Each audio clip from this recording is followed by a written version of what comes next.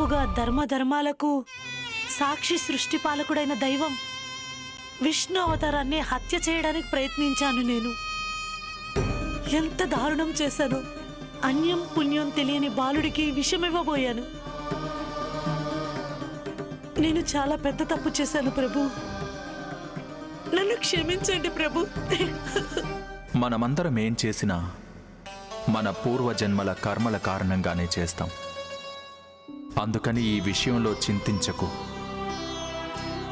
ఈరోజు నువ్వు చేసిన పని నీ గత జన్మకు కొనసాగింపు.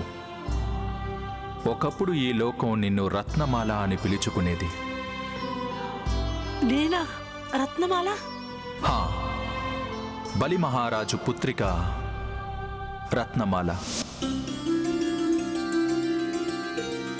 బలి అంటే దైత్యుల మహారాజు, శక్తి సంపన్నుడు, నాకు పరమ భక్తుడు. దైత్య గురువు శుక్రాచార్యుడి సహాయంతో తను అమరుడయ్యాడు. భూమికి స్వర్గానికి సామ్రాట్టుగా రూపొందాడు. యజ్ఞం చేసిన తరువాత తను యాచకులకు కానుకలివ్వసాగాడు. అప్పుడు నేను పేద వటు అవతారం ధరించాను, వామన అవతారం.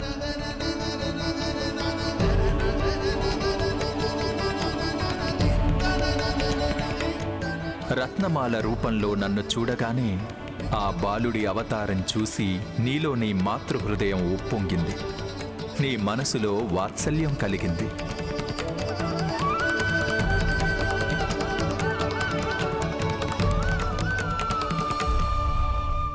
నా కోరిక ఒక్కటే, నిన్ను పుత్రుడిగా పొందడం, నా ఒడిలో ఆడించడం, నా పాలు ఇవ్వడం.